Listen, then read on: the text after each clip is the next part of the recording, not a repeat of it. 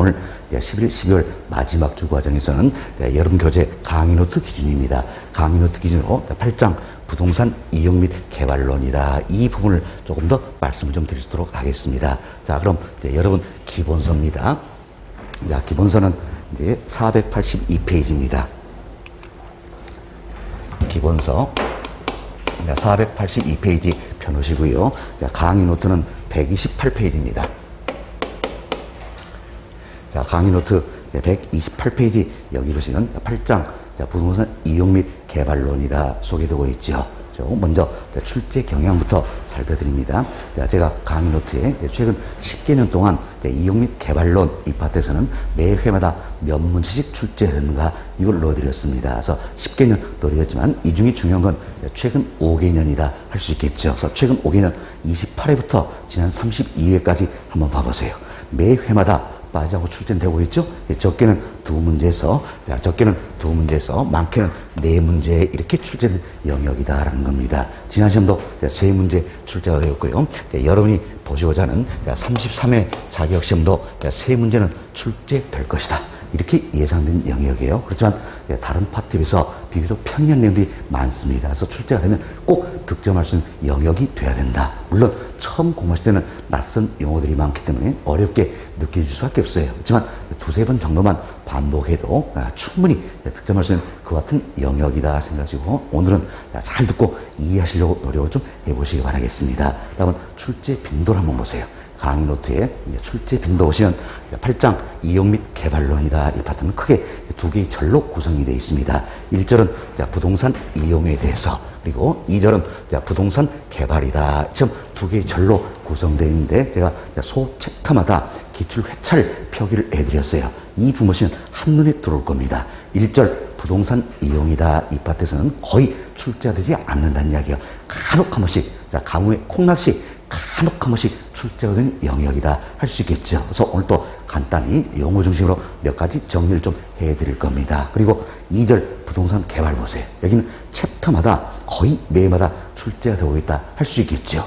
그래서 중요한 건 8장에서는 2절 부동산 개발 이 파트가 중요한 부분이다. 여기서 집중적으로 최근에 출제가 되고 있다. 이래 보시면 됐어요. 어찌 보시면 최근 5개년 동안 모두 부동산 개발 여기에서 집중적으로 출제가 되고 있다. 이렇게 보셔도 될 정도로 개발론 출제가 많이 되고 있다 생각하시고 여러분실 33회 자격시험은 마찬가지예요. 세 문제 출제될 것이다 예상했는데 제 나름대로는 세 문제 모두가 어때? 부동산 개발 여기서 출제되지 않을까 이런 예상을 해봅니다. 그렇다 할지라도 우리가 이제 1절 부동산 이용이다 여기서도 몇 가지 용어 정도는 어때? 정리가 되지 않느냐. 왜? 이런 내용들이 앞으로 우리가 학습할 가장 기초가 된 부분들이기 때문이다. 이렇게 생각하시면 되겠습니다. 출제 빈도는 이런 정도로 여러분들이 보시면 되겠고 그 아래 보시면 수험 전략이다 나와 있어요. 이분은 복습하시면서 여러분이 읽어보셔도 될 겁니다. 이 내용 중심으로 해서 본 강의가 진행이 된다. 이렇게 생각하시면 되겠습니다. 자, 그럼 이제 구체적으로 하나씩 살펴보도록 하겠습니다. 먼저 1절이에요. 자, 1절은 부동산 이용이다 할 수 있는데 부동산 이용도 크게 우리가 두 가지로 나눠볼 수가 있습니다. 하나는 토지의 이용이 되어 있고 또 하나는 건물의 이용이다. 이처럼 부동산 이용도 크게 두 가지로 나눠볼 수 있겠는데 여기서도 중요한 건 토지 이용이다 생각하시고 건물 이용은 거의 우리 시험에 출제가 되지 않습니다. 간혹 한 번씩 출제가 되더라도 바로 토지 이용 관련된 부분이다 이렇게 생각하시고 용어부터 하나씩 정리할 수 있도록 하겠습니다. 자, 먼저 토지 이용이라는 게 있죠. 토지 이용이라는 것은 한정된 토지를 잘 보세요. 토지는 물리적으로 절대량을 늘릴 수 있어요 없어요? 없다 했죠. 이 같은 토지성 우리가 부증성이다 이렇게 말씀을 드렸습니다. 그래서 부증성이란 특성으로 인해서 토지의 물리적인 절대량을 늘릴 수가 없다는 이야기예요. 그래서 토지는 한정된 자원이다 할 수 있겠죠. 즉 한정된 토지를 그 용도와 이용 목적에 맞게 활용함으로써 토지의 유용성을 추구하는 행위를 우리가 토지 이용 활동이다 이렇게 표현하는 겁니다.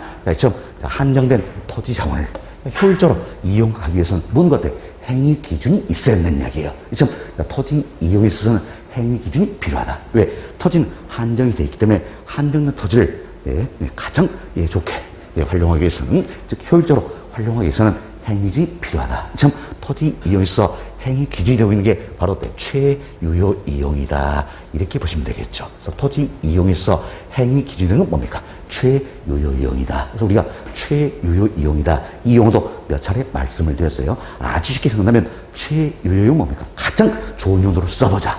이렇게 생각하시는. 그럼 무엇 때문에 그것인가? 우리 배웠죠. 토지는 여러 가지 용도로 쓸 수 있다는 이야기. 지금 용도의 다양성이나 특성이 있더라. 좀 용도가 다양하기 때문에 다양한 용도 중에서 가장 좋은 용도로 활용할 필요가 있어요, 없어요? 있다는 이야기죠. 또한 토지는 물리적으로 절대량을 늘릴 수가 없죠. 한정이 돼 있다는 이야기예요.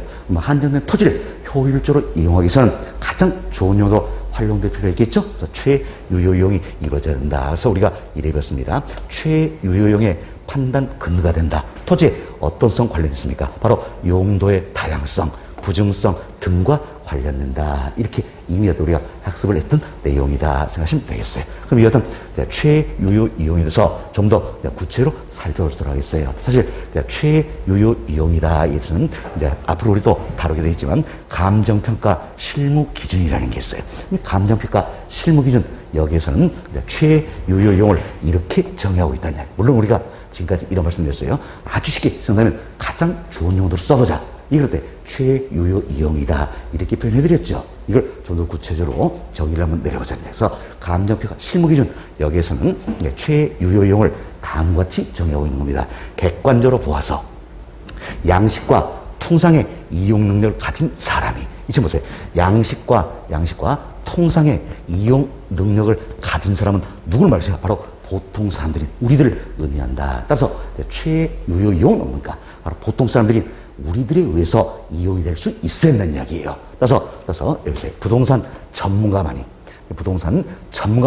이용할 수 있는 방법은 최유효 이용이다. 할 수 있어요, 없어요? 없다라는 겁니다. 바로 보통 사람들이 우리들에서 이용될 수 있는 방법이 돼야 된다는 겁니다. 좀 이제 객관적으로서 양식과 통상의 이용 능력을 가진 사람이 부동산을 합법적이고 합리적이며 최선의 방법으로 이용하는 것을 최유효 이용이다. 지금 감정평가 실무기준 정의를 하고 있다. 이렇게 생각하시면 되겠습니다. 그래서 이제 이분도 다 외우실 필요는 없어요.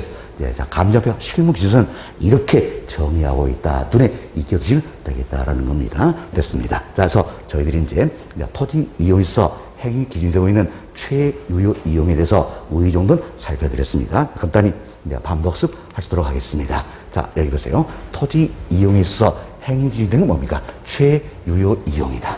자, 이 점 최유효 이용의 판단 근거된 토지성, 용도의 다양성, 부증성과 관련된다 생각하시고, 감정평가 실무기준 여기서는 객관적으로 보아서 양식과 통상의 이용 능력을 가진 사람이 부동산을 합법적이고 합리적이며 최선의 방법으로 이용할 것을 뭐라고 정의하고 있습니까? 바로 최유효 이용이다. 이렇게 정의하고 있다 생각하시면 되겠습니다. 다음 이와 같은 최유효 이용의 판단 기준이 있다는 이야기. 결국 최유효 이용이냐 아니냐 이를 판단하는 기준이 있다는 건데, 이도 복합 개념의 사고에 입각해서 법률적 측면에서 경제적 측면에서 기술적 측면에서 우리가 판단을 해볼 수가 있다는 겁니다. 자, 좀 더 구체로 말씀을 좀 드립니다. 자, 여기 보세요. 먼저 최유효 이용 쪽에서는 합법적이고 합리적인 이용이 돼야 된다는 이야기예요. 자, 합법적이지 못하다는 이야기예요. 공법, 사법에 위배되는 토지 이용은 최유효 이용이다. 할 수 있어요, 없어요? 없다라는 거죠. 그래서 합법적, 합리적인 이용이 돼야 된다는 겁니다. 또한 기술적 측면에서는 물리적으로 채택 가능한 이용이 된다는 이야기. 자, 보세요. 물리적으로 채택할 수 없는 이용 방법이라면 이는 최유효 이용이다. 할 수 있어요, 없어요? 없다라는 거죠. 그래서 물리적으로 채택 가능한 이용이 돼야 된다는 이야기. 또한 경제적 측면에서는 최고의 수익과 이윤을 실현하고 극대화할 수 있는 이용이 돼야 된다는 이야기예요. 이 점 최유효 이용이냐 아니냐 판단 기준도 복합 개념의 입각에서 우리가 살펴볼 수 있다. 이렇게 보시면 되겠습니다. 자, 어찌 보면 저희들이 조금 전에 최유효에 대한 용어 정리했잖아요. 다시 보세요. 자, 객관적으로 보아 양식과 통상의 이용 능력을 가진 사람들에 대한 이용 방법이 되겠죠. 그리고 보통 사람들이 우리들이 한 이용 방법이 돼야 된다. 그래서 물리적으로 채택 가능한 이용이 돼야 된다는 겁니다. 또한 합법적이고 합리적인 이용이 돼야 되겠지요. 또한 최선의 방법으로 이용이 되는 이야기예요. 이 내용 생각하신다면 결국 이제 최유효 이용의 판단도 좀 복합 개념에 나눠서 우리 판단을 해볼 수가 있다라는 겁니다. 자, 한 번 더 살펴봅시다. 최유효 이용에 대해서는 먼저 합법적이고 합리적인 이용이 돼야 되겠죠. 이는 어떤 측면입니까? 법률적 측면에서다 할 수 있겠죠. 다음 최유효 이용에 대해서는 물리적으로 채택 가능한 이용이 되는 이야기예요. 이는 기술적 측면이 되겠죠. 다음 최고의 수익과 이윤을 실현하고 극대화할 수 있는 이용이 돼야 된다. 자, 이는 경제적 측면이다 할 수 있겠죠. 참 복합 개념 사고의 입각에서 최유효용도 판단된다. 이렇게 보시면 되겠습니다. 자, 이렇게 해서 저희들이 이제 1번 챕터 토지 이용 활동이다. 이에 대해서 간단히 살펴드렸습니다. 다음은 2번 챕터로 넘어갑니다. 자, 2번 챕터는 토지 이용의 집약도라는 게 있어요. 집약도. 먼저 영어부터 정리합시다. 참 토지 이용의 집약도라는 것은 토지 이용에서 단위 면적 땅 투입되는 노동과 자본의 크기를 말한다라는 겁니다. 그럼 자, 이때 먼저 단위 면적이라는 게 있어요. 이 단위 면적은 뭘 의미할 것인가? 자, 이제 여기 보세요. 여기 보시면 자, 여기 가로가 1m입니다. 세로가 1m예요. 자, 한 번은요. 제가 수업을 진행하면서 저도 모르는 사이에 그냥 가로 1m, 세로 1m 이렇게 말씀드린 것 같아요. 그랬더니 수험생분 중에 한 분이 쉬기 전에 질문하시더라고. 선생님, 가로는 여기고요. 세로는 여기입니다. 이런 말씀 하시더라고요. 아, 그렇구나. 그 생각이 들어요. 그다음부터는 제가 정신 똑바로 차리고 항상 이렇게 얘기합니다. 가로 1m, 세로 1m다라는 이야기. 이때 면적은 얼마입니까? 1제곱미터가 되겠죠. 이게 단위 면적이에요. 그래서 면적의 단위는 뭡니까? 단위 면적이다. 이렇게 보시면 되겠습니다. 평 이게 아니에요. 단위 면적이다 생각하시면 되겠습니다. 됐습니다. 자, 시험 단위 면적에서는 결국 가로 1m, 세로 1m. 그래서 어때? 1제곱미터. 이게 단위 면적이다 생각하시고, 이것은 단위 면적에 여기에 투입되는 노동과 자본의 크기를 어때? 토지 이용의 집약도다. 이렇게 표현하는 겁니다. 그럼 이것은 단위 면적에 노동과 자본을 몽땅 투입시킵니다. 노동과 자본을 몽땅 투입시키면 노동과 자본의 크기가 어때? 자, 투입되는 노동과 자본의 크기가 커지겠지요. 그렇죠? 집약도 어때? 높다 할 수 있겠죠. 지금 집약도가 높다는 이야기야. 토지에 노동과 자본을 어때? 많이 투입한다는 이야기. 그래서 토지 이용의 집약도가 높다는 이야기예요. 그러니까 이 같은 경우를 우리가 뭐라고 하신가? 집약적 토지 이용이다. 이렇게 표현하는 겁니다. 집약적 토지 이용이다. 이제 보세요. 이것은 단위 면적에 노동과 자본을 많이 투입했어요. 그럼 결국은 집약도가 높다 할 수 있겠죠. 지금 집약도 높은 토지 이용을 가리켜서 우리가 집약적 토지 이용이다. 결국 토지를 어때? 집약해서 쓴다는 이야기예요. 집약적 토지 이용이다. 그럼 지금 집약적 토지 이용이 이루어지면 이루어질수록 이 단위 면적에 노동과 자본을 몽땅 투입시키기 때문에 건물은 어때? 높아지겠죠. 그래서 건물은 고층화되고 입체화되는 것이다. 이렇게 보시면 되겠어요. 그래서 이제 공간의 활용은 높아지겠죠. 다음은 이것은 단위 면적에 노동과 자본을 적게 투입한다는 이야기예요. 결국 노동과 투입되는 노동과 자본의 크기는 적어지겠죠. 이 같은 경우를 집약도가 낮다 표현할 수 있겠죠. 지금 집약도 낮은 토지용을 뭐랄 것인가? 집약도 낮다는 이야기. 이걸 그래서 우리가 조방적 토지 이용이다. 이렇게 표현합니다. 조방적 토지 이용이다. 그럼 참 조방적 토지 이용이 이런 때 집약도 낮죠. 결국 토지를 넓게 쓰는 이 같은 개념이 되는 것이다 생각하시면 되겠습니다. 됐습니다. 자, 이렇게 해서 우리 이제 토지 이용의 집약도다 살폈는데, 자, 용어 정의 다시 한번 합시다. 자, 집약도라는 것은 단위 면적당 투입되는 노동과 자본의 크기를 말하는 것이다. 그래서 단위 면적에 노동과 자본을 많이 투입한다는 이야기예요. 그래서 토지용의 집약도가 높은 경우, 이때를 어때? 우리가 집약적 토지 이용이다. 이렇게 표현한다. 다음, 이제, 단위 면적에 노동과 자본을 적게 투입한다. 따라서 토지 이용의 집약도가 낮은 경우가 있더라. 참, 토지 이용의 집약도가 낮은 경우를 뭐라 합니까? 조방적 토지 이용이다. 이렇게 표현한다. 그래서 집약적 토지 이용일수록 건물 어때? 고층화 입체되겠죠? 다음, 조방적 토지 이용일수록 수평원의 활용이 어때 늘어난다. 이렇게 보시면 되겠습니다. 됐습니다. 자, 이래서 저희는 이제 집약적 토지용, 조방적 토지용 용어 정리를 해드렸어요. 그리고 그다음에 이제 집약 한계, 조방 한계인데 이런 중요성 없습니다. 그래서 네, 생략합니다. 생략한다. 그래가지고 강의 노트에서도 이번에 빼버리려다가 혹시 몰라서 지금 넣어놓은 거예요. 네, 크게 신경 쓰지 마시기 바라겠습니다. 자, 네, 용어 정리 한 번 더 하도록 하겠습니다. 여기 보세요. 네, 단위 면적 토지에 네, 자, 노동과 자본을 많이 투입한다. 집약도 높겠죠? 지금 토지용의 집약도 높은 경우를 우리 뭐라 했습니까? 집약적 토지 이용이다. 이렇게 표현드렸죠? 집약적 토지용이다. 다음, 네, 단위 면적에 노동과 자본을 적게 투입한다냐. 그래서 토지용의 집약도 낮은 경우가 있더라. 이때를 어때 우리가 조방적 토지 이용이란다. 이렇게 해서 네, 용어 정리 잘 해놓으시면 되겠습니다. 자, 다음은 우리가 이제 비교를 한번 해보도록 하겠습니다. 자, 상대적인 비교예요. 비교인데 여러분 이제 이 생각하시면 되겠네요. 그때 여기 보세요. 자, 도시 토지와 자, 농촌 토지 이렇게 비교할 수도 있겠죠. 반면 자, 도심과 외곽이다 이렇게 비교할 수도 있겠죠. 또한 산업의 유형에 따라서 자, 금융업과 낙농업이다 이렇게 비교할 수 있다는 이야기야. 사실 금융업, 낙농업 상대적으로 한번 비교하자는 이야기야. 금융업은 어때? 도심 쪽에 입자하자 있죠. 그러면 낙농업은 외곽 쪽에 입자하자 한다는 이야기야. 그죠? 예. 그래서, 네, 자, 이제 금융업, 낙농업 이렇게 비교해 볼 수가 있다. 라는 겁니다. 그래서 비교할 수 있지만, 우리 시험에서 간혹 한 번씩 묻는 건 바로 이 부분이에요. 도심과 외곽이다. 이 내용으로 여러분들이 어때? 정리하시면 되겠습니다. 자, 그럼 우리가 상대적으로 비교를 한다 그랬어요. 자, 도심과 외곽을 상대적으로 비교하면 도심으로 가면 갈수록 어때? 지가가 높아지겠죠. 도심을수록 지가가 높아지니까 이때 자, 토지의 이용과 자본의 이용을 어떻게 할 것인가 이걸 한번 살펴보자는 이야기야. 사실 여기 보시면 토지도 생산 요소고요. 자본도 생산 요소가 되겠죠. 즉 토지와 자본은 생산 요소지만 대체 관계가 성립된다. 이것을 가정하고 있는 겁니다. 그래서 토지와 자본 간에는 대체 관계가 성립된다는 겁니다. 자, 보세요.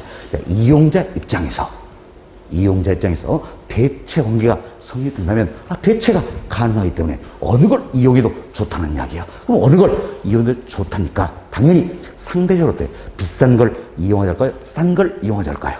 싼 걸 이용하고자 한다 할 수 있겠죠. 상대적으로 싼 걸 이용한다 생각하시면 그래서 보세요. 지가가 높으면 높을수록 상대적으로 싸다고 생각된 건 토지일까요? 자본일까요?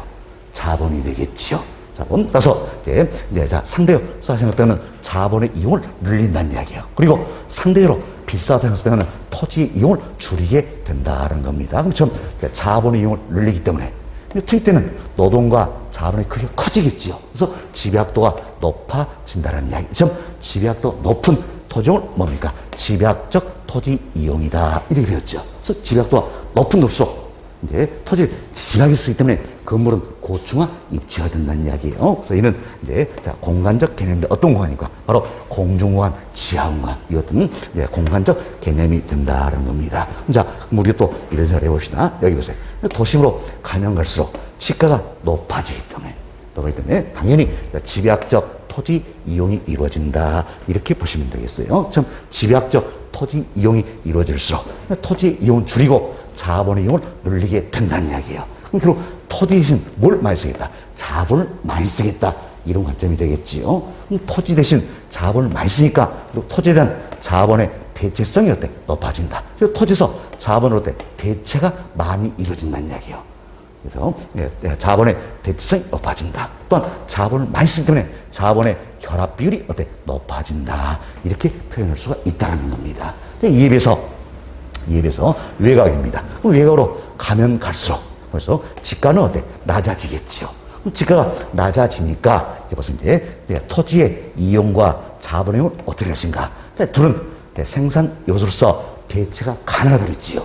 이 가정하고 있는 거죠. 그럼 대체가 가능하기 때문에 상대적으로 이용자 입장에서는 싼 걸 쓰고자 한다는 이야기예요. 그런데 지가가 낮으면 낮을수록 상대적으로 싸다고 느껴지는 것은 토지입니까? 자본입니까? 토지가 되겠지요. 그래서 외곽을 할수록 자, 토지 이용을 어때? 늘리게 되는 거고 자본의 이용을 줄이게 된다는 겁니다. 그럼 자본의 이용을 줄인다는 이야기는 자본을 어때? 적게 투입한다 할 수 있겠죠. 그럼 자본을 적게 투입하기 때문에 결국 토지용의 집약도는 어때? 낮아진다는 거죠. 즉 집약도 낮은 토지용을 뭐라 합니까? 조방적 토지 이용이란다는 겁니다. 즉 조방적 토지 이용일수록 수평 공간에 때 활용이 늘어나겠죠. 토지를 넓게 쓰겠다 이런 의미가 되겠습니다. 됐습니다. 자, 다음 이처럼 이제 외곽을 갈수록 이제 지가가 낮기 때문에 조방적 토지 이용이 이루어진다. 그래서 토지를 넓게 쓴다는 이야기예요.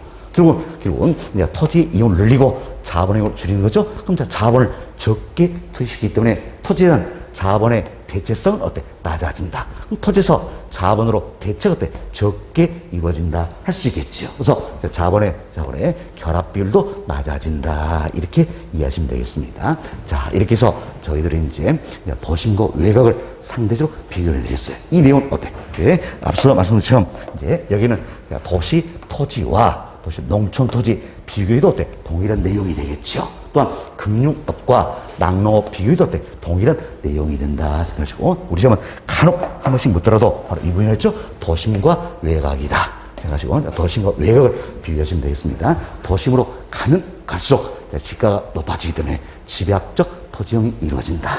그래서 토지 이용을 줄이고 자본의 이용을 늘리게 된다. 그래서 자본의 대체성은 높아지겠죠. 자본의 결합 비율은 높아진다 생각하시고, 외곽으로 갈수록 지가가 낮아지니까 조방적 토지용이 이루어진다는 이야기예요. 그래서 자본의 대체성은 낮아지고 자본의 결합 비율도 낮아진다. 이렇게 잘 정리하시면 되겠습니다. 자, 한 번 더 우리가 살펴봅시다. 자, 여기 보세요. 도심으로 가면 갈수록 지가는 어때? 높아지죠. 지금 도심으로 갈수록 지가가 높아지기 때문에 당연히 상대 싸생 때는 자본의 이용을 늘리겠죠. 자본을 늘리고 토지 이용을 줄이게 된다. 그래서 당연히 집약도 높으니까 집약적 어때? 토지 이용이 이루어진다 할 수 있겠죠. 그러면 외곽으로 가면 갈수록 지가는 낮아지죠. 낮아지니까 상대 싸생 때는 토지 이용을 늘리고 자본의 이용을 줄인다는 이야기예요. 그래서 집약도 낮아지겠죠. 그래서 이제 조방적 토지 이용이 이루어진다 생각하시고 용어정의 잘 해놓으시면 되겠습니다. 자, 도심으로 가면 갈수록 지가는 높아진다 그랬죠. 그래서 상대 싸생 때는 자본의 이용을 늘리고 토지 이용을 줄이게 된다. 그래서 자본을 많이 투시니까 집약도 높아지겠죠. 그래서 집약적 토지 이용. 외곽 갈수록 조방적 토지 이용이 이루어진다. 이렇게 해서 정리를 좀 드시면 되겠습니다. 그래서 토지 이용의 집약도다. 이 부분은 여기까지 용어 정리가 되시면 되겠습니다. 자, 다음은 세 번째 챕터로 넘어갑니다.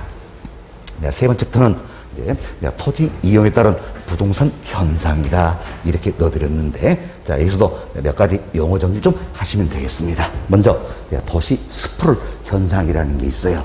사실 스프롤이다. 이 용어부터 이해하시면 되겠는데, 스프롤 이건 별 볼 일 없다, 볼품 없다 이런 뜻이에요. 그래서 여러분이 이 생각 한번 해주세요. 여기에 나뭇잎이 있어요. 나뭇잎인데 이 나뭇잎에 벌레가 어때요? 갉아먹었어요. 그럼 나뭇잎이 별 볼 일 있어요, 없어요? 없죠. 이 같은 건 스프롤이다 이렇게 표현하는 겁니다. 그때 도시 스프롤은 이렇게 생각하시면 되겠죠. 좀 도시가 있어요. 이 도시가 성장하다 보면 외연적으로 이렇게 확대가 된다는 이야기예요. 이 외연적으로 확대되는데 이 과정이 보세요. 무계획적이다, 불규칙적이다, 무질서하다라는 이야기예요. 그럼 별 볼 일 있어요, 없어요? 없지요. 도시가 별 볼 일 없다, 볼품 없어진다. 이 같은 현상을 가리켜서 또 우리가 도시 스프롤 현상이다 이렇게 표현한다는 겁니다. 그래서 도시 성장이 잘 보세요. 무계획적이죠. 그다음 불규칙적이라는 이야기예요. 무질서하다라는 이야기예요. 평면적으로 볼품 없이 확대되고 발산되는 현상이다. 이때 확대, 발산 이걸 포함해서 어때? 우리가 확산 이렇게 표현하기도 합니다. 확대되고 발산된 현상이다. 자, 그럼 여기서 여러분이 이런 부분 좀 조심하셔야 됩니다. 자, 도시 성장이 어때? 자, 무계획적이다, 불규칙적이다, 무질서다 이렇게 표현드렸죠. 밑에 도시 성장이 계획적이라면, 다음 규칙적이라면, 다음 질서 정연하다라면 이는 도시 스프롤 현상이다 할 수 있어요, 없어요? 없다라는 거죠. 없다. 그래서 무계획적, 다음 불규칙적이다, 무질서하게 예, 네, 자, 확대되고 발산 현상을 말한다는 겁니다. 자, 이는 가장 대표되는 게 바로 평면적으로, 네, 평면적으로 볼품없이 확대 발산 현상, 즉 평면 스프롤, 이게 가장 대표되는 예가 된다. 이렇게 보시면 되겠어요. 자, 이것은 도시 스프롤 현상은 인구의 도시 집중이라든지 토지 이용 계획을 소홀히 한 데서 비롯되고 있다 생각하시고, 이것은 도시 스프롤 현상의 유형도 여러 가지가 있다는 이야기예요. 그런데 가장 대표되는 게 뭡니까? 바로 평면적인 확산, 평면 스프롤, 이게 가장 대표되는 예가 되겠다. 이렇게 보시면 되겠어요. 그렇지만 경우에 따라서는 입체 슬럼 형태, 입체 스프롤도 나타나기도 한다라는 겁니다. 또한 어떤 간선 도로를 따라서 스프롤 현상이 나타나기도 한다는 것도 참고하시면 되겠습니다. 다음은 저밀도 연쇄 개발 현상, 고밀도 연쇄 개발 현상이라는 게 있어요. 이건 여러분 이렇게 용어 정리하세요. 저밀도, 고밀도라는 이야기예요. 저밀도면 밀도가 낮다는 이야기죠. 그래서 합리적인 밀도 수준보다도 훨씬 더 낮은 채로 인접지를 잠식해가는 현상이다. 다음 고밀도는 뭡니까? 밀도 높다는 이야기죠. 그래서 합리적인 밀도 수준보다도 더 높게 인접지로 잠식해 간다는 이야기예요. 그럼 생각해보세요. 저밀도나 고밀도 다 마찬가지겠죠? 합리적인 밀도 수준보다 더 낮게 또는 더 높게 인접지를 잠식한다는 이야기. 모두가 별 볼일 없다, 볼품없다 할 수 있겠지요. 그래서 이도 스프롤의 하나의 유형이 된다 생각하시고, 참고로 저밀도 연쇄 개발 현상, 이는 미국에서 나타났던 사례가 되겠고, 고밀도 연쇄 개발 현상, 이건 우리나라에서 나타났던 사례가 된다 생각하시고, 다음은 비지적 현상이다. 이도 하나의 스프롤의 유형이 되는데, 이 비지적 현상은 한문을 한번 잘 봐보세요. 잘 보시면 비자가 어때? 날 비자예요. 지는 땅 지자가 되겠죠? 땅이 날아다니는 현상이다. 이런 의미예요. 이건 여러분이 생각하세요. 지금 이 도시가 있습니다. 자, 이 도시가 있는데 이 도시가 성장하다 보면 외연적으로 확대가 되겠죠. 그렇지만 워낙 땅값이 비싸더란 이야기예요. 땅값이 비싸다 보니까 땅값이 어때? 싼 곳만 골라서 이렇게 개발해 나간다는 이야기예요. 그래서 중간에 빈 땅, 공지를 남기면서 땅값이 싼 것만 골라서 개발해 나간다는 이야기예요. 그럼 이 같은 경우도 별 볼 일 있어요? 없어요? 없죠. 그래서 스프롤의 한 유형이 되겠다는 겁니다. 이걸 그래서 우리가 뭐라고 하시냐? 마치 개구리가 어때? 개구리가 좀 뜀뛰기 하듯이 중간에 공지를 띄우고 개발해 나가는 현상이다. 그래서 어때?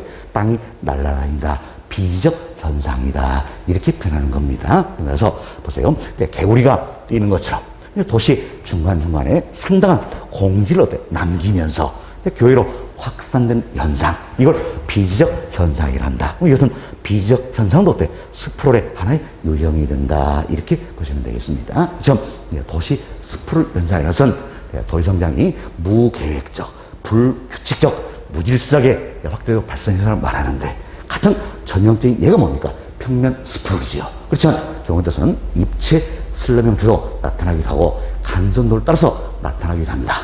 이유도 저밀도 연쇄 개발 현상, 고밀도 연쇄 개발 현상, 모두가 스프롤 유형이죠. 특히 비지적 현상이다. 이도 스프롤의 하나의 유형이 되는 것이다. 이렇게만 정리하시면 되겠습니다. 됐습니다. 자, 한 번 더 용어 정리하시도록 하겠습니다. 자, 여기 보세요.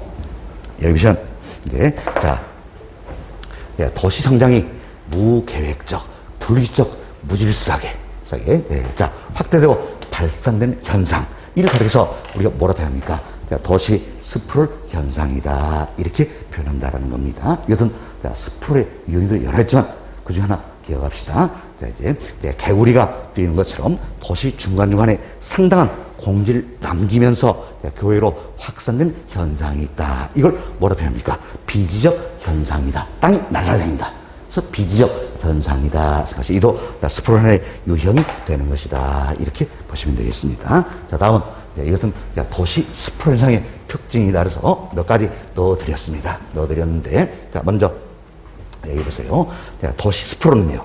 스프롤은 토지의 최유효용이다. 할 수 있어요? 없어요? 없다라는 거죠. 그래서 토지의 최유효 이용에서 괴리 됨으로써 이런 현상이다. 할 수 있겠지요.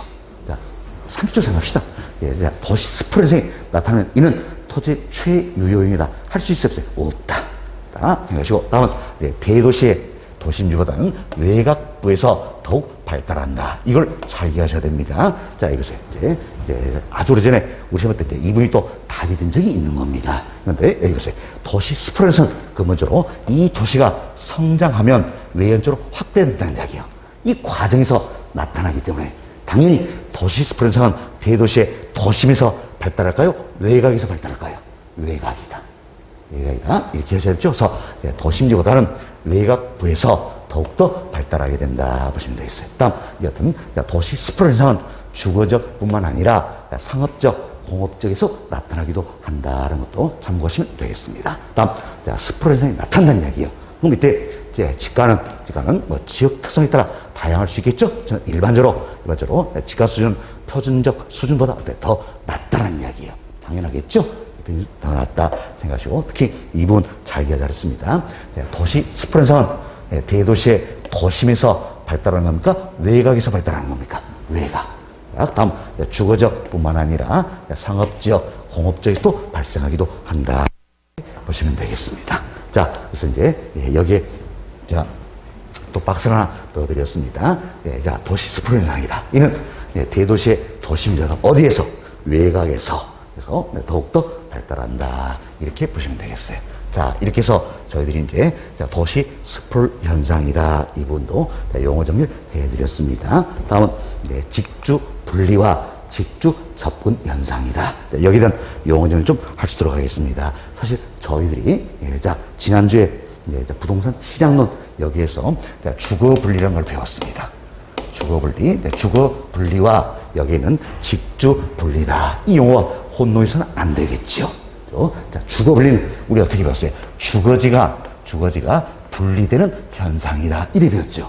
어떻게? 소득 계층 간이라는 이야기. 그래서 고소득 계층, 그리고 저소득 계층, 이처럼 소득 계층 간에 주거지가 분리된 현상이다. 그래서 여튼 특정 지역이 있다는 이야기. 특정 지역인데 이쪽은 부촌, 이쪽은 빈촌, 이처럼 고소계층, 저소계층 주거지가 분리된 현상을 그래서 우리가 주거 분리다 이래 배웠죠. 이래서 직주 분리라는 게 있어요. 직주 분리는 이래 보세요. 직은 뭡니까? 직장이에요.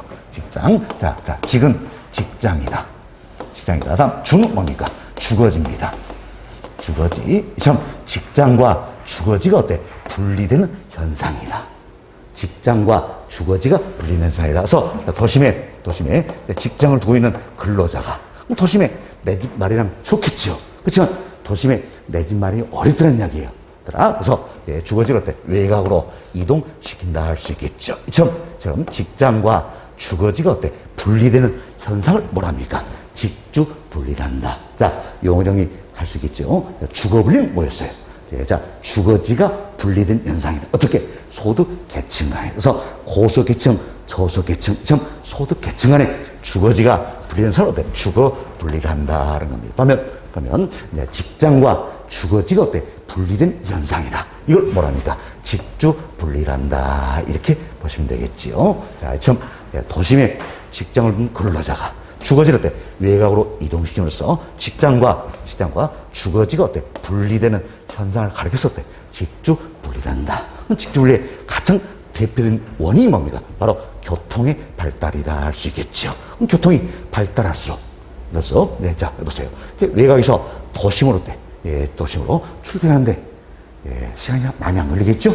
따라서 환경이 좋은 외곽으로 주거지를 이동시키는 것이다. 그래서 직주 분리의 가장 대표적인 원인은 교통의 발달이다. 이렇게 보시면 되겠어요. 사실 우리나라도 여튼 직주 분리를 유도하기 위해서 의도적으로 만든 도시가 있었습니다. 과거에 일산이라든지 분당, 바로 여튼 신도시들이 이제 직주를 유도해서 만든 도시들이다 할 수 있겠지요. 처음에는 일산에서 명동으로 온다는 이야기예요. 직장은 명동에 있고 주거지는 일산이다. 그래서 직주가 분리가 되고 있지요. 그래서 일산에서 명동까지 출근하는데 길이 뻥뻥 뚫리니까 너무너무 좋다는 이야기예요. 30분이면 넉넉했지요. 그렇지만 대부분의 근로자들이 일산에 주거지를 두다 보니까 이제 명동으로 출근하는데 아침에 강변북로 여기 한번 어마어마하게 막혀버립니다. 교통체증이 너무 심하더란 이야기예요. 너무 심해서 2시간 걸리면 2시간. 따라서 출퇴근이 힘들어지겠죠. 그래서 다시 이제 직장 가까이에 주거지를 두려는 현상이 나타난다는 이야기예요. 이게 바로 그러니까 직주 접근이다. 이렇게 보시면 됐어요. 그래서 직장 가까이에 주거지를 두려는 현상이다. 직주 접근이다. 그래서 가장 대표적인 원인이 뭡니까? 교통체증이 심화되기 때문이다. 그래서 교통의 발달로 인해서 직주분리가 나타나겠죠? 그렇지만 교통체증이 심화되면 다시 직장 가까이에 주거지를 두려는 직주 접근 현상이 나타나는 것이다. 이렇게 보시고 여기서는 용어 정리만 해놓으시면 되겠습니다. 자, 다시 한번 이제 용어 살펴봅시다. 네, 자, 여기 보세요. 이제 자, 직장과 주거지가 분리된 현상을 뭐라 합니까? 바로 이제 직주 분리다 표현하겠지요. 그렇죠? 다음 이제 직장 가까이에 다시 주거지를 두려는 현상이 있다. 이를 가리켜서 뭐라 합니까? 직주 접근이란다 할 수 있겠지요. 그래서 교통이 발달할수록 직주 분리 현상이 나타나겠지요. 그렇지만 교통체증이 심할수록 직주 접근 현상이 나타난다. 이렇게 보시면 되겠습니다. 자, 이렇게 해서 여러분들이 여기서도 용어 정리만 잘 해놓으시면 되겠습니다. 자, 이렇게 해서 1절 부동산 이용이다. 이분은 다 맞춰드렸어요. 저희들이 용어 정리 중심으로 설명을 했는데 먼저 최유유 의원께서 말씀드렸죠. 다음 토지용의 집약도 관련해서 집약적 토지 이용, 조방적 토지용 용어 정리 내렸습니다. 다음 도심과 외곽 비교해드렸지요. 도심으로 갈수록 집약적 토지용이 이루어지고 외곽으로서 조방적 토지용이 이루어진다. 살펴드렸고 다음 도시 스프롤 현상, 직주분리, 직주 접근 현상에 대해서 말씀을 드렸어요. 용어 정리만 잘 해놓으시면 되겠습니다. 자, 이에 관해서 OX 문제 간단히 풀어보면서 또 반복습 하도록 하겠습니다. 자, 여름 교재 몇 페이지를 한번 보시자면 기본서입니다. 기본서 494페이지예요. 494페이지 한번 보십시오. 하단에 OX 문제 나와 있죠? 1번 한번 봅시다. 이것은 자, 도시 스프롤은 주로 도시 중심부의 오래된 상업지역과 주거지에서 집중적으로 발생한다. OX, X 잘못된 문장이 되겠죠? 우리 이리 보세요. 다 도시 스프롤은 대도시의 도심에서 발달하는 겁니까? 외곽에서 발달하는 겁니까? 외곽이다. 그럼 앞집은 주로 도시 중심부에 잘못된 표현이 된다 할 수 있겠죠. 그래서 자, 도시 중심 이보다 외곽에서 더욱더 발달하는 것이다. 이렇게 보셔야 되겠습니다. 다음 점 보세요. 자, 오래된 상업지역과 주거지역에서 집중적으로 발생한다. 이분도 여러분이 이렇게 생각하셔야 되겠습니다. 주거지역뿐만 아니라 상업지역, 공업지역 등에서도 발생한다. 이렇게 이해하시면 되겠어. 여러분이 1번, 2번 결국 잘못된 내용이 되겠죠? 잘못된 내용인데 도시 스프롤 현상은 주로 어디에서? 외곽에서 발달한다 생각하시고 주거지역뿐만 아니라 상업지역, 공업적 등에서 발생하기도 한다. 이렇게 정리하시면 되겠습니다. 됐습니다. 다음 2번 봅시다. 2번. 자, 도시 스프롤은 도시의 교외로 확산되면서 중간중간에 공지를 남기기도 한다. 자, 우리 스프롤 유형에도 여러 가지가 있죠. 그 중에 하나가 뭡니까? 비지적 현상이라는 게 있다. 그래서 2번은 바로 이제 비지적 현상에 대해서 설명 내용이 되겠지요. 맞습니다. 3번 봅시다. 자, 도시 스프롤은 간선 도로를 따라 확산이 전개되는 현상이 나타나겠나. 그래서 스프롤 유형을 살펴봤는데 경우에 따라서는 간선 도로를 따라서 스프롤 현상이 나타날 수도 있어요, 없어요? 있다. 자, 이렇게 보시면 되겠습니다. 자, 이렇게 해서 저희 이제 OX 지문 1번부터 3번까지 살펴드렸습니다. 여기까지 말씀을 드리면 될 것 같고요. 다음은 이제 2절로 넘어가시도록 하겠어요. 자, 지금까지 저희들은 1절, 부동산 이용이다. 이분 다 살펴드렸고요. 네, 지금부터는 2절로 넘어갑니다. 사실 1절 부동산 이용이다. 이분은 출제빈도 좀 낮은 부분이었죠. 그렇지만 2절 부동산 개발이다. 이분은 집중적으로 출제가 되는 내용들이 되겠어요. 그래서 여기서는 특히나 정리가 잘 되셔야 된다. 그래서 이해하시려고 노력하시면서 들어오시면 되겠습니다. 자, 여름 교재는 기본서 495페이지가 되겠고요. 다음 강의 노트는 130페이지입니다. 그래서 강의 노트 보시면서 따라오셔도 충분하다 할 수 있겠습니다. 먼저 1번 챕터입니다. 자, 1번 챕터는 자, 부동산 개발의 의의다 넣어드렸는데, 자, 부동산 개발이 무엇일 것인가? 여기서부터 우리 한번 살펴보자는 이야기예요. 그래서 부동산 개발에 관해서는, 해보세요. 토지에 노동과 자본을 투입한다는 이야기예요. 지금 토지에 노동과 자본을 투입하면 어때? 예, 자, 토지의 가치는 높아지겠죠? 지금 예, 토지에 노동과 자본을 투입하여 토지를 개량하는 활동을 말한다. 개량에서 가치를 높인다.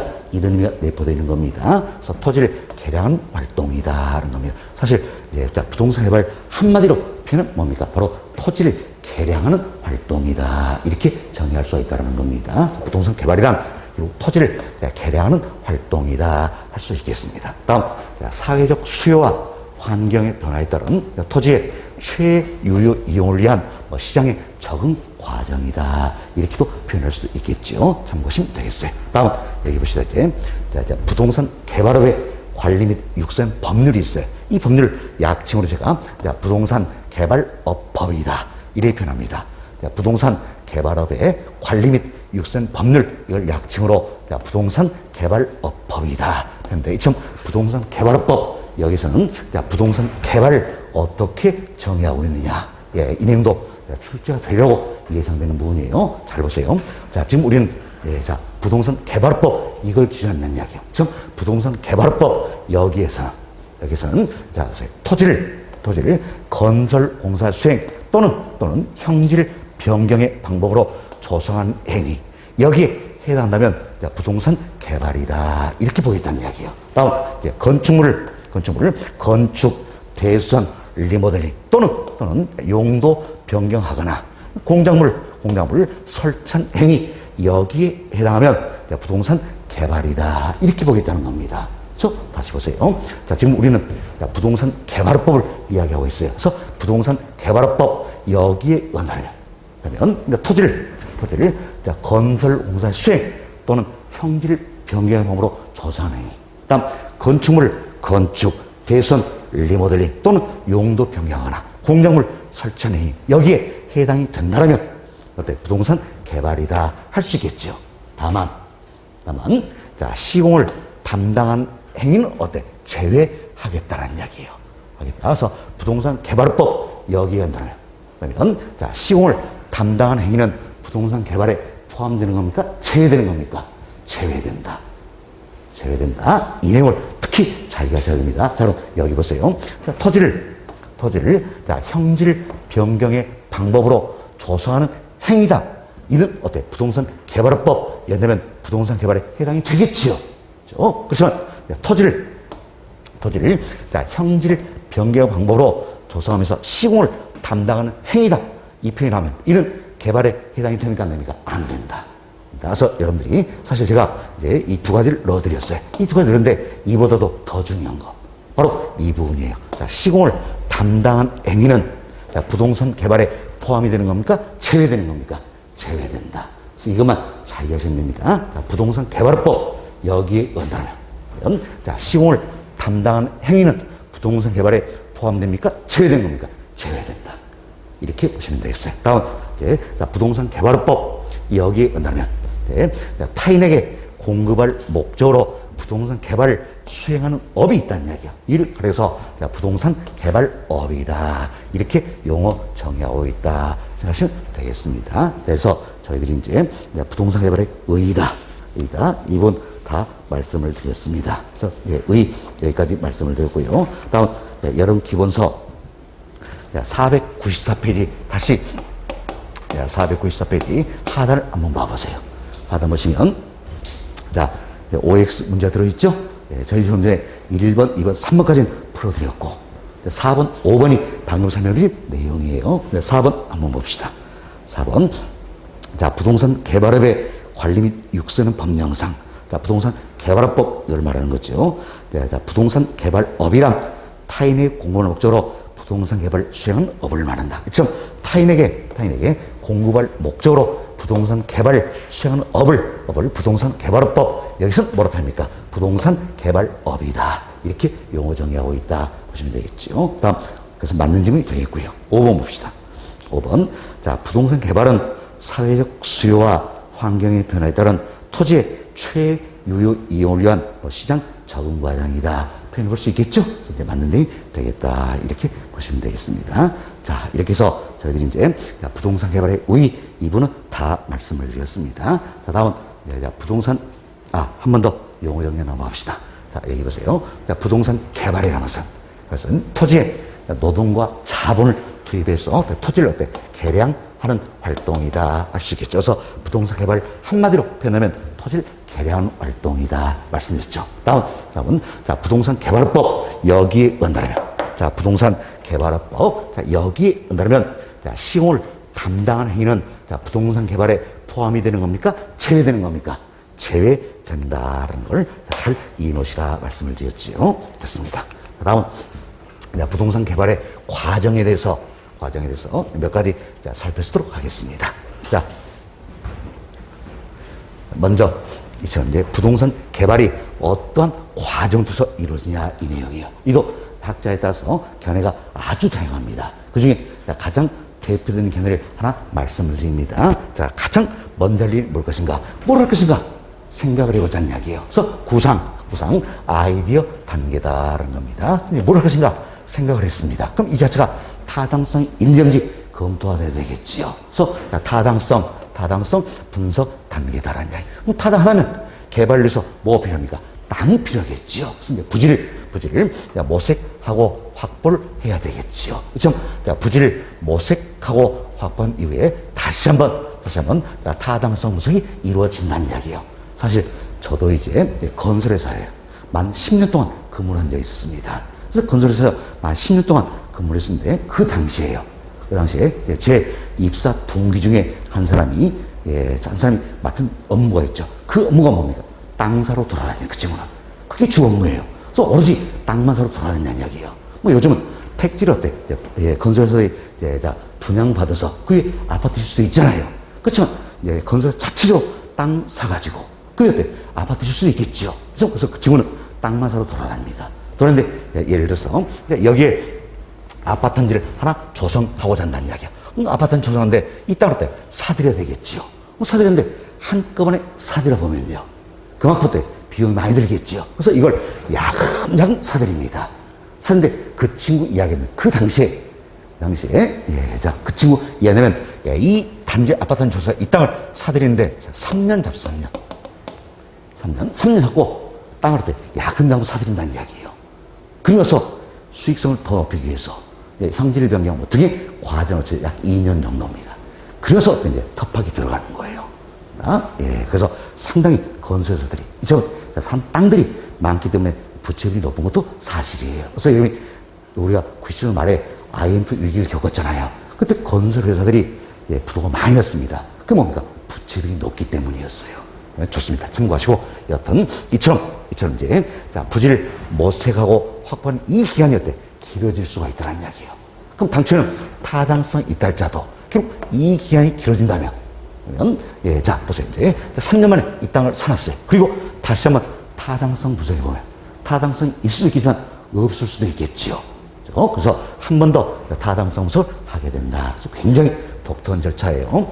부지를 모색 확보하기 전에 타당성 분석을 하고 부지를 모색 확보한 후에 다시 타당성 분석을 하겠다는 겁니다. 쉽게 그래서 뭐 때문에 부지를 모색 확보한 기간이 길어질 수 있기 때문에 시장은 변할 수 있잖아요. 그래서 다시 한번 타당성 분석을 한다. 그래서 우리가 이제 부지를 모색하고 확보하기 전에 타당성 분석을 어때? 예비적 타당성 분석이다. 이렇게 이름을 붙였어요. 그래서 예비적으로 타당성을 분석하고 부지를 확보한 이후에 다시 어때? 타당성 분석이 이루어진다는 겁니다. 이때도 타당하다면 이제 자금을 조달해야 되겠죠.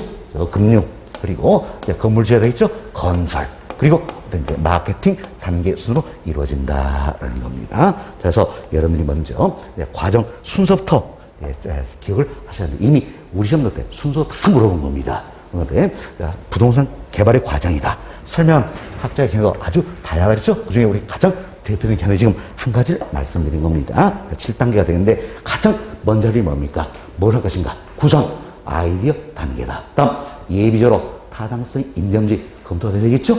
예비적 타당성 분석. 다음은 부지를 모색하고 확보한 단계죠. 다시 한번 타당성 분석하자는 이야기. 그리고 타당하면 자금 조달하자. 금융, 건설 마케팅 순이다. 이렇게 생각하시면 되겠습니다. 됐습니다. 자, 그래서 과정을 먼저 이해하시고, 다음은 여러분들이 여기에는 예비적 타당성 분석과, 자, 여기는 타당성 분석, 이걸 어때? 비교할 수가 있어야 되겠습니다. 그런데, 자, 먼저 보세요. 예비적 타당성 분석이다. 이때부터 예비적이니까 대충 그냥 한번 해보겠다는 이야기예요. 해보겠다. 따라서, 자, 개발사로 예상되는 수입이 있고, 다음 예상된 수입이 있고, 예상된 술, 즉, 비용이 있을 거란 이야기. 지금 예상되는 수익과 비용을 어때? 대략적으로 계산한 이야기예요. 그래서 수익성을 검토하는 단계가 되겠다. 그래서 포인트는 이 부분이에요. 대략적으로 계산한다는 이야기예요. 지금 대충 한번 계산하면서 수익성을 분석해 보겠다는 이야기예요. 이게 예비적 타당성 분석이다. 겁니다. 그렇지만, 여기 보세요. 본 타당성 분석에서는 대충 해선됩니까? 안 됩니까? 안 되겠죠. 안 되겠죠. 좀 더 구체적이고 세부적으로 분석을 해야 된다는 이야기예요. 그래서 우리 공부도 마찬가지예요. 대충 하다 보면요. 대충 떨어지는 겁니다. 그렇죠? 우리가 1년 만에 합격을 해서 좀 더 구체적이고 세부적으로 학습할 수 있어야 되겠지요. 그래서 11, 12월 과정에서는 우리가 대충 이런 거구나 한번 들어봤다면 이제 1, 2월 과정부터 좀 더 빡세게 공부도 하실 수 있어야 한다는 이야기예요. 그런다. 자, 그래서 여러분들이 이걸 비교하세요. 예비적 타당성 분석이다. 이때는 어때? 대략적으로 대충 한번 분석해 보겠다. 그렇지만 타당성 분석 여기서는 대충 분석해서는 된다 안 된다? 안 된다는 이야기예요.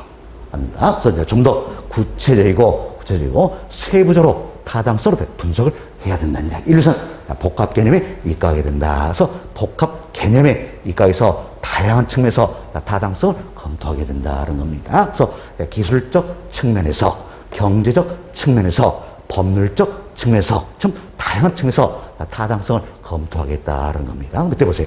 기술적으로도 타당하고 법률적으로도 타당하다는 이야기예요. 그렇지만 경제적 타당성이 없어요. 그럼 개발 사업은 이루어집니까? 아니겠죠. 사실 우리가 뭐 때문에 개발하고자 합니까? 돈 벌자고는 돈 벌자고. 그럼 돈벌이가 안 된다면 굳이 개발할 필요 있어요? 없어요? 없지요.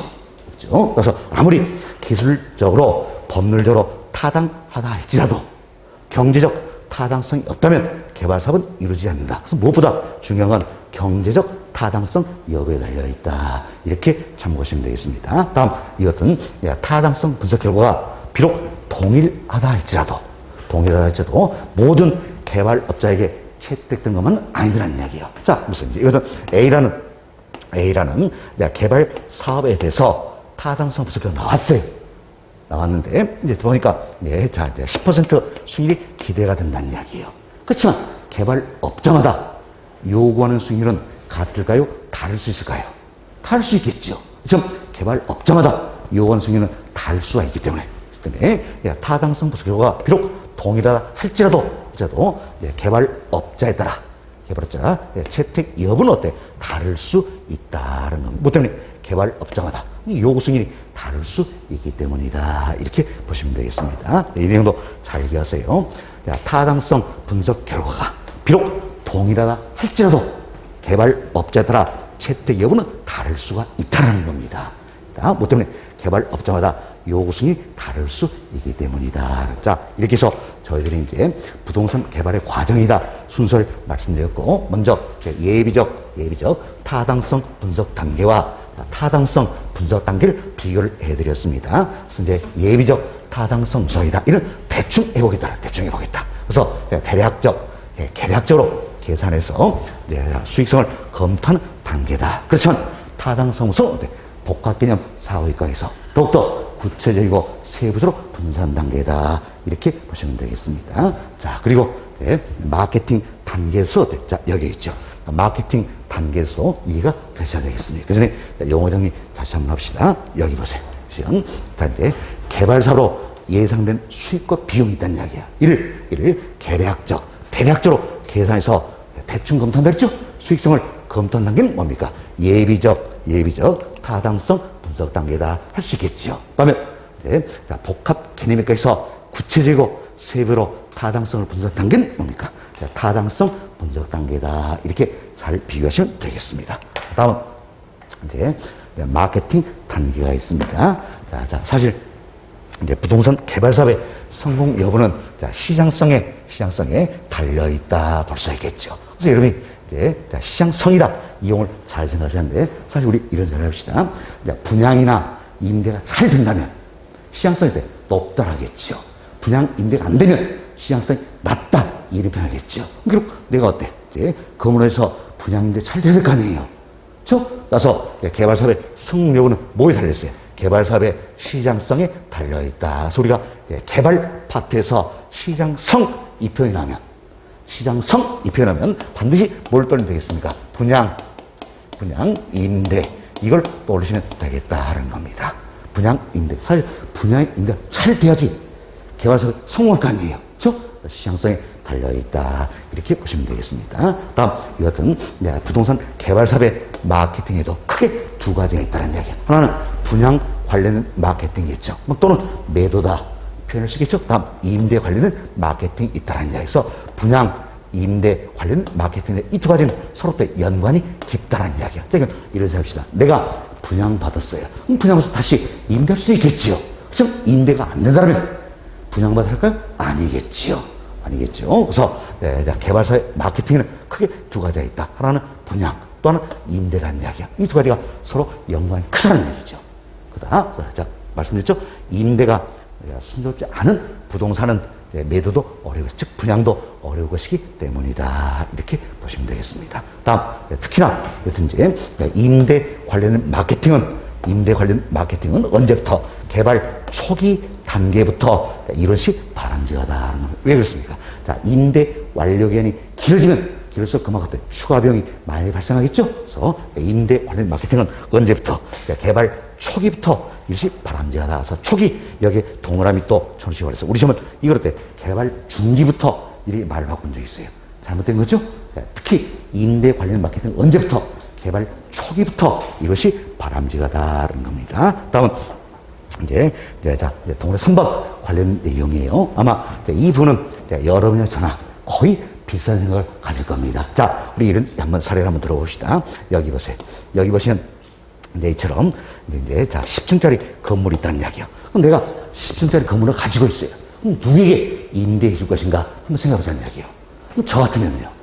1층은 은행이나 증권사 지점들 여기에 임대해 주셨다는 이야기예요. 2층부터 4층까지는요. 4층까지는 병원, 클리센터 이런 데 임대해 주셨다는 이야기예요. 그리고 5층부터 7층까지 학원, 특히 서대수리 강연 학원 여기에 임대해 주셨다는 이야기예요. 어때요? 여러분 생각은? 저와 비슷하죠? 왜 이럴 것인가? 이 사람들은요. 한 번 들어오면 쉽게 안 나갑니다. 오랫동안 머물러 있다는 이야기예요. 그리고 임대료도 꼬박꼬박 잘 내는 거예요. 우리 원장님 임대료 얼마나 잘 내십니까? 꼬박꼬박 잘 낸다는 이야기예요. 이제 다른 임차인들에게 편익도 제공해주고 있다는 이야기예요. 이 같은 임차인을 가리켜서 우리가 때 중요 임차자 또는 정박 임차자다 이렇게 표현합니다. 이때 정박이란 이 표현이 있어요. 정박. 이건 어디서 유래된 것이냐? 자, 여러분 생각하세요. 항구에 배가 들어옵니다. 배가 들어서 항구에 닷을 내리고 뭐 한다고 합니까? 정박한다. 이런 뜻 쓰잖아요.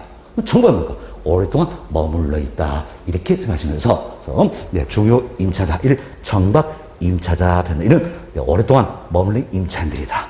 생각하시면 되겠죠? 자, 이것은 중요 임차자, 즉 정박 임차자를 사전에 확보할 필요가 있다는 이야기예요. 사실 이런 사람들을 사전에 확보를 해놓으면 군소 임차자는 당연히 이렇게 따라올 수밖에 없겠지요. 그래서 중요 임차자, 즉 정박 임차자를 사전에 확보하는 것도 중요한 일이 된다. 이렇게 보시면 되겠습니다. 자, 이렇게 해서 저희들이 이제 마케팅 단계에서도 말씀을 드렸습니다. 자, 한 번 더 정리합시다. 개발 공간에 대한 임대 활동은 개발의 언제부터? 초기 단계부터 이것이 바람직하다. 잘 되셨죠? 초기 단계부터 이것이 바람직하다. 이렇게 보시면 되겠어요. 자, 이렇게 저희들이 이제 부동산 개발의 과정에서 살펴드렸습니다. 먼저 순서부터 기억하셔야 되겠죠. 가장 먼 자리는 뭡니까? 뭘 것인가? 구상, 아이디어 단계다. 다음 예비적으로 타당성을 분석하고, 다음 부지를 무엇에 확보해야 되겠죠? 그리고 다시 한번 타당성 분석한다는 이야기예요. 다음 금융, 건설, 마케팅 순이다 생각하시고 특히 예비적 타당성 분석과 타당성 분석 단계 이 두 가지를 비교할 수 있어야겠죠. 마케팅 단계에서도 이해하시면 되겠습니다.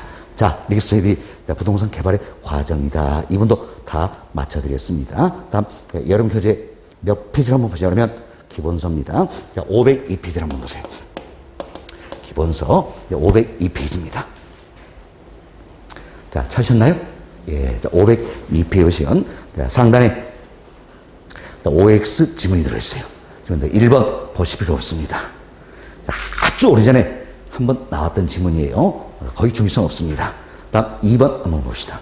자, 부동산 개발이 사업 부지 확보, 예비적 타당성 분석, 사업 구상, 사업 타당성 분석, 건설 등 5단계만 지나 가장할 때 이때 순서요 나열을 한번 해보자는 이야기요. 자, 그럼 우리는 조금 전에 7단계 배웠잖아요. 7단계 여기 어때? 그대로 넣어보시면 되겠습니다. 먼저 기억 보세요. 사업 부지 확보다. 자, 이번은 이제 여기 있네. 부지 모색 및 확보다. 여기가 되겠죠. 다음 2번 예비적 타당성 분석 여기 있네요.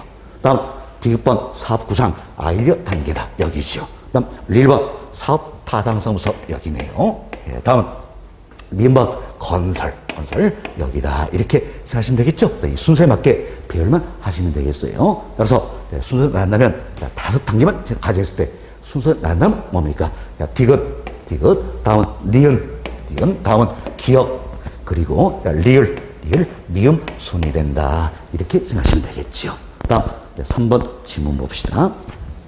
3번 보시면 개발사업으로 예상된 수익과 비용을 계략적으로 계산하여 수익성을 검토하시다. 자, 포인트 나왔죠. 계략적.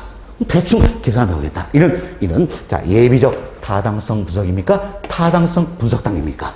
예비적 타당성 분석이다 할 수 있게 해서 앞지문 예비적 타당성 분석이다. 맞지요? 됐습니다. 자, 이렇게 해서 OX 지문 2가지 살펴드렸습니다. 자, 이래서 우리 1번 챕터 이제 부동산 개발의 의의다. 이분은 다 살펴드렸습니다. 자, 이번 시간은 일단 여기까지 말씀을 드리고 잠시 쉬었다가 다음 시간에 개발의 위험부터 계속해서 말씀을 좀 드리도록 하겠어요. 10분 쉬었다 합니다.